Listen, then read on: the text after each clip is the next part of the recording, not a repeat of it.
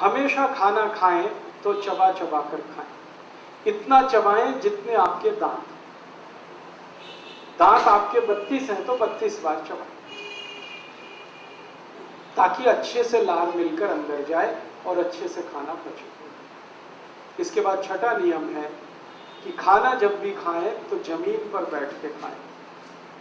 जमीन पर बैठने से क्या होता है, पृथ्वी का गुरुत्व बल हमारे पेट पर केंद्रित है।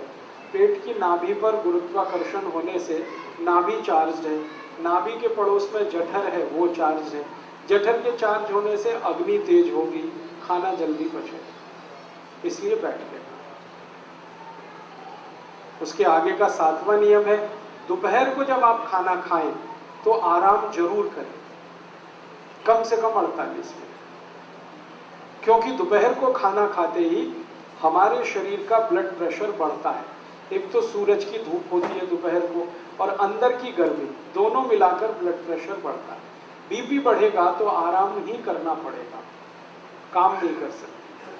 तो दोपहर का खाना खा के आराम करें। सबसे अच्छे आराम करने की मुद्रा होती है लेफ्ट साइड में लेटना, बाईं तरफ करवट लेके लेटना, इसको वाम कुक्षी कहते हैं। ज्यादा नहीं लेटना, फिर मोटापा आता है। 48 मिनट तक लेटना तो अच्छा है, उसमें नींद आ जाए तो ले लेना, ज्यादा लेंगे नींद तो फिर मोटापा बढ़े, इसलिए ध्यान उसका रखना। इसके आगे का 8वां नियम है कि रात को खाना खाने के 2 घंटे तक आराम नहीं करना, 2 घंटे बाद ही करना।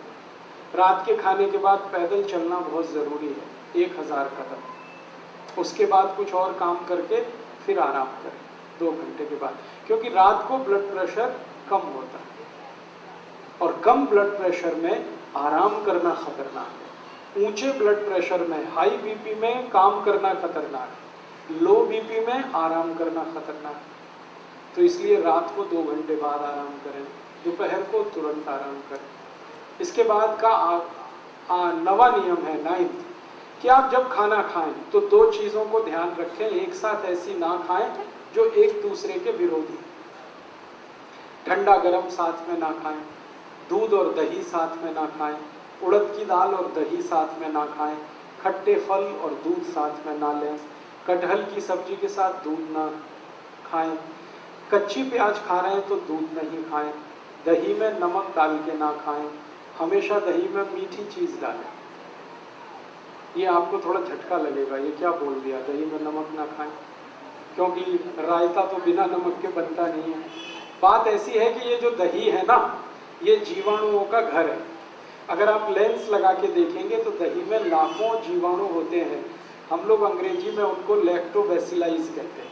ये जीवाणु जीवित चाहिए पेट को, आप दही में एक चुटकी नमक डाल दीजिए, सब जीवाणु 1 मिनट में ही मर जाते हैं। अब मर गए तो दही खाया वो बेकार है, इसलिए जीवित जीवाणु दही के साथ आने चाहिए। तो कहा गया है कि दही बिना नमक के खाएं, या दही में बूरा डालें, खांड डालें, गुड़ डालें। तो बूरा, खांड और गुड़ से जीवाणुओं की संख्या बहुत तेज बढ़ती है, घटती। बढ़ी हुई संख्या के जीवाणु आपको चाहिए। आखिरी नियम है, माताओं के लिए यह नियम है विशेष रूप से, घर में खाना बनाते समय कोई भी बर्तन ऐसा इस्तेमाल ना करें जो चारों तरफ से बंद हो।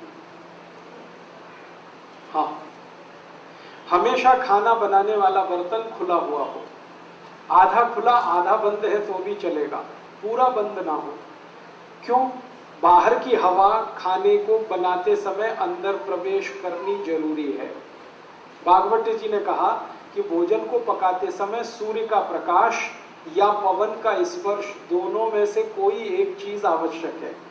या तो भोजन बनते समय सूर्य का प्रकाश गिरे, नहीं तो पवन का स्पर्श हो, हवा उसमें आए। अब ये तभी संभव है जब बर्तन खुला हुआ हो।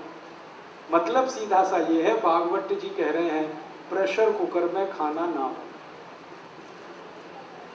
अब प्रेशर कुकर भागवत जी के जमाने में नहीं था, लेकिन नियम उन्होंने तभी लिख दिया। उनको शायद ये अंदाजा था कि ये आदमी किसी न किसी दिन बना लेगा इसको। अब ये बात मैंने मजाक में कही, लेकिन ये बड़ी गंभीर बात है। ये प्रेशर कुकर का चक्कर बड़ा खराब है। आप जानते हैं प्रेशर कुकर एल्यूमिनियम का है।